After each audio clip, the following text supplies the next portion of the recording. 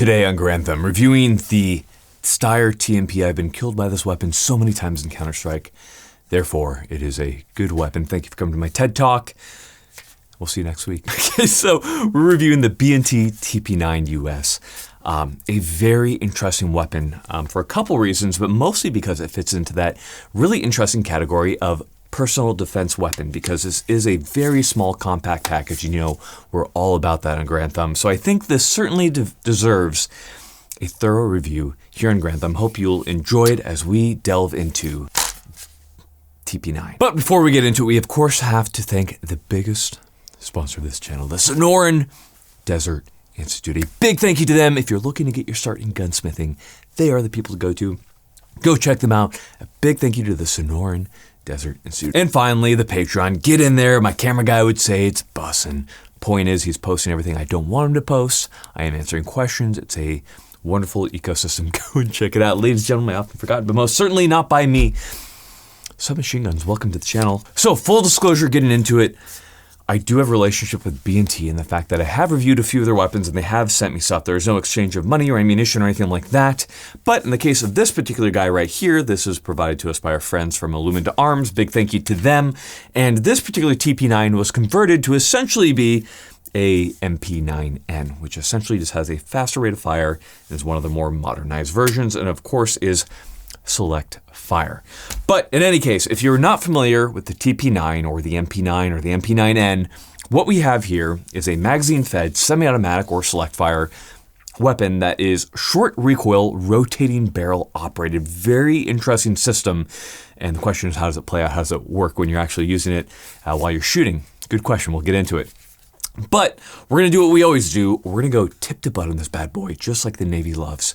We're going to talk all about it. So to start off with, we have the same breath that the TP9 suppressor is very excellent. So it is a flow-through suppressor. It is quite quiet. Of course, it is not MP5 SD quiet. It isn't slowing down the round, so the 9mm is still supersonic, but it is extremely pleasant. Now, the one thing that I will say, and this will be a running theme as I go throughout this weapon, is that this is a very quirky gun. It truly is a right-handed man's world when it comes to the TP9. In every way, this is mostly designed around a right-handed shooter. As a lefty, you could certainly do it, but the first problem that you run into with a suppressor is that if you're a lefty and you're running this guy, 100% with that suppressor on, the amount of gas blowback that you're getting from that suppressor is pretty bad. Even with iPro on, I was getting particulate carbon matter shooting back into my eyes around the M frames, and I rarely get that with many weapons, and that's due to the short barrel, the blowback, even though it's a flow through, the fact that your stock is pretty short, so when you are up on that gun, you are pretty close to it, and it just ends up being a problem. So as a lefty, for that reason alone, I probably would not buy it. Now as a righty, it is excellent. Now, of course, a couple notes about the suppressor. You do have the ability to either have the Picatinny at the 6 o'clock or at the 12 o'clock position, so you can have a light there. So many people run like an IR light with a white light there. That way they can shoot under this guy very easily at night. And it is a really cool platform for that. Of course, with such a lightweight, slim gun, how many things do you really want to put on it? Keep it kind of minimalistic if you can. Now, as you can see, to get it off, it's pretty simple. To get it off, you simply unscrew it, unratchet it, and then you just rotate it off. It's just like a 3-lug, a very good design, but that is the suppressor when it comes to the B&T TP9. Now, moving back from there, on the pistol versions that you get, you don't get the foregrip, but free men don't ask for permission. So in any case, we have the foregrip on there, and as you can see there, there's a little nub right there. Now, the reason for that is this is a very short boy, so that when you're holding it, this ensures that if for some reason it recoils weird, you're doing something, you're LARPing super hard, that you don't slip that gun back and put around through your hand. It is well placed. I like everything about the grip on this guy. It does feel really good. I have nothing bad to say about it. Now, in the case of the owner of this particular one, he has taped a couple goodies up there.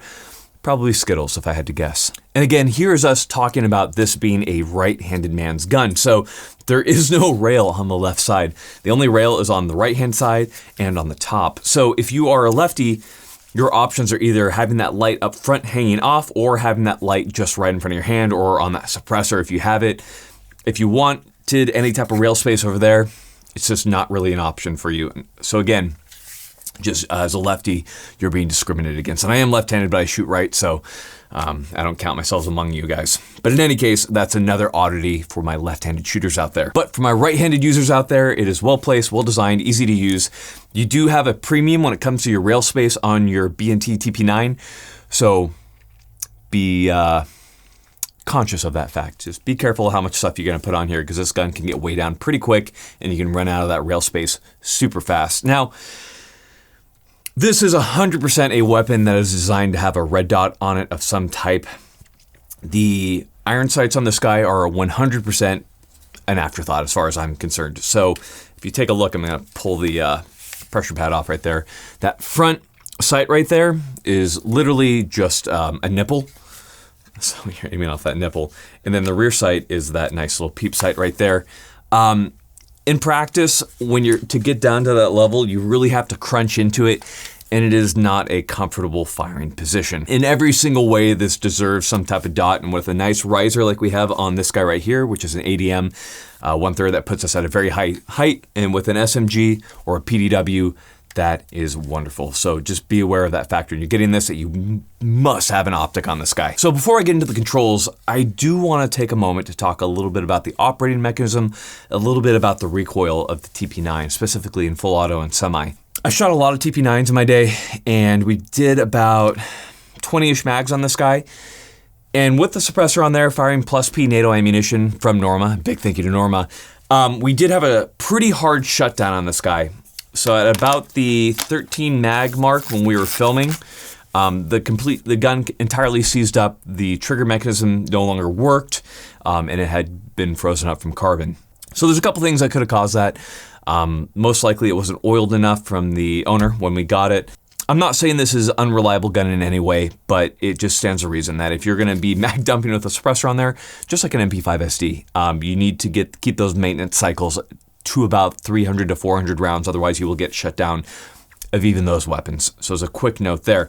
Now, when it comes to the recoil, so moving to the recoil, so many people fire the semi-auto. It is very smooth on semi-auto. It does return to target very quickly, but in select fires where you really have this weapon shine, where it just dances on target at about 25 meters in, it is very easy to keep this guy just on target. It is wonderful. So as a quick note there, I do find the recoil to be extremely pleasant. Of course, in no way is it as good as an MP5, but at the same time, if we're talking about size of a weapon, we're talking about a weapon that can easily fit in a coat, can easily fit in a briefcase, and in many ways, I think even rivals the MP5K in terms of effectiveness. So I really do understand that there is going to be a little bit of trade-off. For a slightly larger weapon, say if we get like an MPX or something like that, you have a lot more bulk, but you have a much more shootable weapon, much more of an assaulter's weapon. With the TP9, 100%, this is a weapon that is purpose-driven, whether that be for close protection detail, working around cars, in very tight urban environments. The point is, this is a very easy weapon to suck up against you, to maneuver around corners, and it is good at what it is good at. If you try to push this into a direct action role as your main fighting weapon, you're probably going to run into problems because, quite frankly, there's always going to be a sacrifice made, especially when you get a weapon this small. But for what we get for this size, I really like what I'm seeing. And many people will point out the USW or the Flux Raider. There's lots of other packages that are a little bit smaller, but in almost every way, I do find this to be a superior platform due to the operating mechanism, due to the ease of controllability, especially on full auto. I do find it just a better platform to use. So from there, let's go ahead and let's move down to the controls here. From safe to fire, you do have about a 20, 22 degree throw, somewhere right around there. It is ambidextrous. Again, that's not something that I think is even necessary. Now, it is a real travesty that from safety to select fire, it is such a long rotation of the safety group. Because unlike the AR, if you're going to be running this thing, it's likely going to be mostly in select fire. Now, and people that I've talked to have used this professionally, a lot of people end up just pushing over to the select fire position, and they rely on the safety on the trigger as their own safety, much like a Glock. that is certainly usable. I just wish that they would have perhaps engineered a little bit better where it was just easier to get to that position, and that is my own personal gripe. Now, I will say on semi-auto, that 22-degree throw is fast, so getting up onto it is quick. That gets you into that trigger, which is another problem with the B&T TP9. So let's go ahead, let's go set trigger together, let's see how it feels. So feeling that trigger, we do have the Glock safety from hell right there. Push into it about 4 millimeters of play. Pressing, about an 8-9 pound pull. Seal that reset. Reset is short, and from the reset you have about a 7-ish, 8 pound pull or so. That semi-automatic trigger is just it's pretty garbage on the TMP. And if you look at the mechanism, you understand why. I'm not an engineer, so I'm certainly not gonna throw shade onto whoever designed that, but I think that there are many things that can be done to improve it. I don't know why so many PDWs, so many SMGs have such bad triggers that if that were improved, these would be a lot more popular. And especially when it comes to the TMP, if this was a fast trigger, like something from say the MPX, or we get a Geisley in there or something, like man, this weapon would just rip. So that is the unfortunate nature of it. Now, magazine release is ambidextrous, really not necessary because again, as a left-hander, it's not great. Easy to use. The magazines, of course, you'll know and love APCs. Mags are a little bit fragile. As a quick note, they are awesome. Many different magazine sizes. Should you want to get this guy really small, get those 20 rounders, and this thing will just conceal no problem.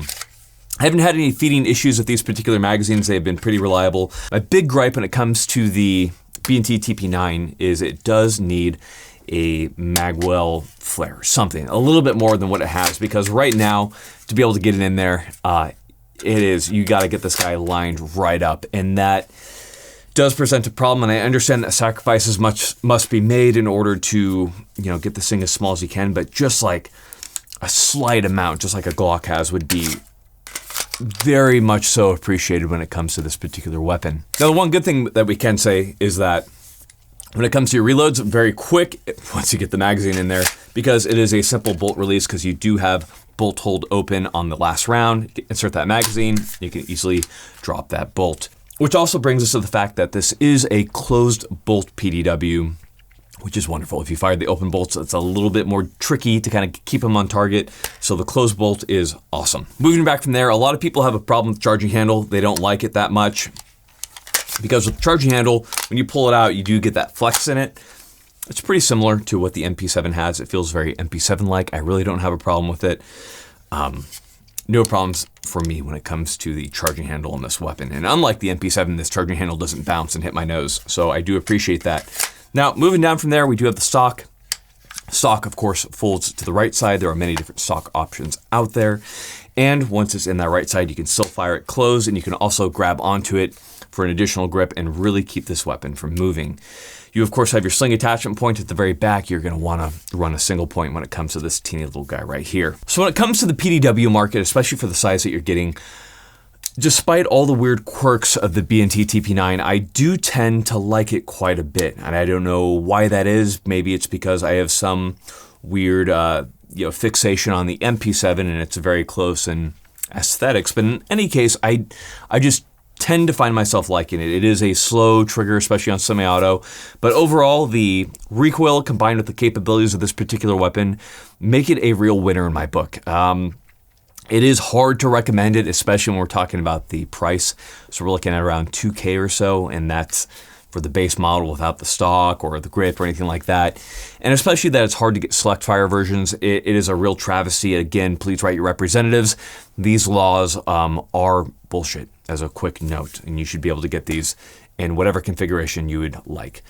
In any case, if you already have a couple weapons and you do have some cash, I will recommend the TP9 for certain applications, especially vehicle work or close-up work. It really does shine in those roles. But here's the thing. If despite everything you have this, but you don't train with it, you're still gonna suck with it. So get out there and train with it. If you have these and this is all you have and you heard my review and you're like, oh my God, Grantham said that if I try to use this as an assault rifle, I'm gonna die. You're not gonna die. You're a little bit outclassed, but that being said, if you train with this, you're very dangerous. So get out there, train. Tons of great places to get training from Bear Solutions, Haley Strategic, Orion Training Group, Pat McNamara. Get out there, Get that training. A big thank you to everyone. Thank you for watching this video. And as always, stay deadly. We'll talk to you later. Final thing for you guys. Instead of arguing online about like small nuances of firearms, just shut people down by running drills better than them. If you're a better shooter, like, that's what matters more. Do I get a Glock? Do I replace a trigger? I don't care. Just shoot. Shoot more. Train more. If you don't have ammunition, Mojo, mil-spec Mojo.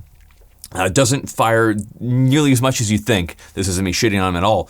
But he spends so much time dry firing and snapping down to targets, and he's a phenomenal shooter. Probably about 10 times the shooter I am. The point is, dry fire works. Training works. Get out there and do it.